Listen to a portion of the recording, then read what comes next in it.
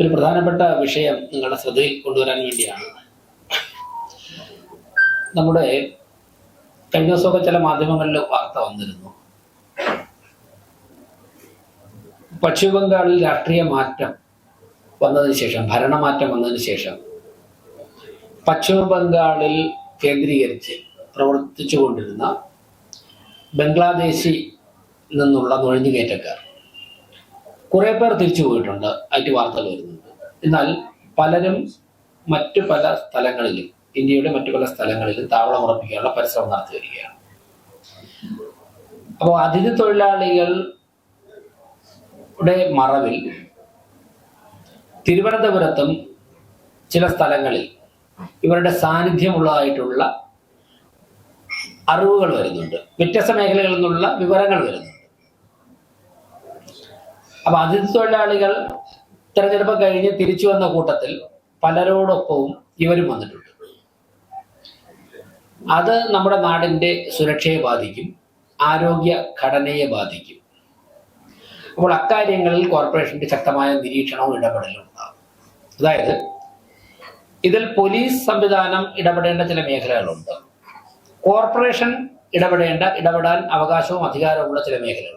Corporation ഇടപെടേണ്ട മേഖലകളിലൊക്കെ തന്നെ ഞങ്ങൾ വളരെ ശക്തമായി ഇക്കാര്യങ്ങൾ ഇടപെടും. അതിന്റെ അടിസ്ഥാനത്തിൽ ലേബർ കോൺട്രാക്ടർമാരെ സപ്ലൈ ചെയ്യുന്ന ലേബർ കോൺട്രാക്ടർമാരുടെ യോഗം വിളിക്കും.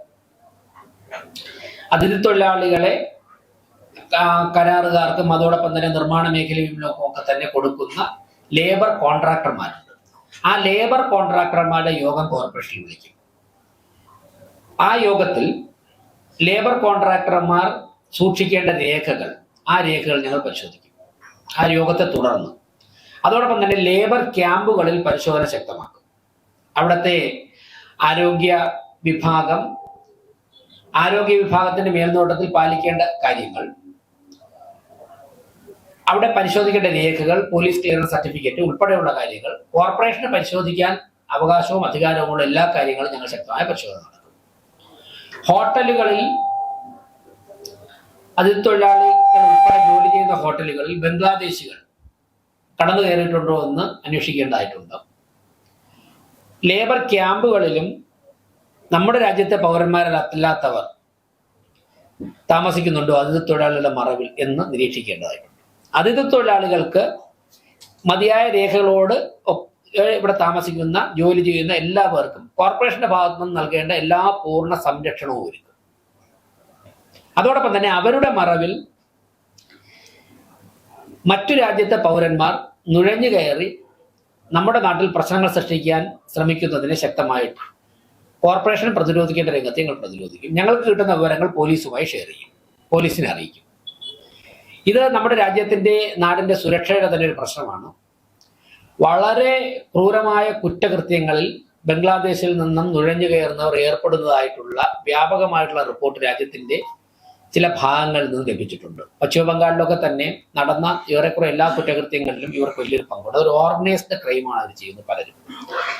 അതോടൊപ്പം തന്നെ ഒറ്റപ്പെട്ട ക്രൂരമായ കുറ്റകൃത്യങ്ങളിൽ ഏർപ്പെടുന്നവരുമുണ്ട്. ഇതൊന്നും തിരുവനന്തപുരത്ത് നടക്കാൻ അനുവദിക്കില്ല. അതിന്റെ ഭാഗമായി കോർപ്പറേഷൻ ചെയ്യേണ്ട എല്ലാ പരിശോധനകളും ഞങ്ങൾ ശക്തമാക്കും. വരാൻ പോകുന്ന ദിവസങ്ങളിൽ റെയ്ഡ് ഉണ്ടാവും, നിരീക്ഷണം ഉണ്ടാവും. കിട്ടുന്ന വിവരങ്ങൾ പോലീസിനെ അറിയിക്കും. ചില സ്പാകളിൽ ബംഗ്ലാദേശികളായിട്ടുള്ള സ്ത്രീ ജീവനക്കാർ ഉൾപ്പെടെ ജോലി ചെയ്തതായിട്ടുള്ള വിവരങ്ങളുണ്ട്. ചിലത് ഇന്റലിജൻസ് വിഭാഗത്തിന്റെയൊക്കെ ശ്രദ്ധയിൽപ്പെട്ടിട്ടുണ്ട്, അറസ്റ്റ് ചെയ്തിട്ടുണ്ട്, പോലീസിന്റെ ശ്രദ്ധയിൽ പലപ്പോഴും പെട്ടിട്ടുണ്ട്.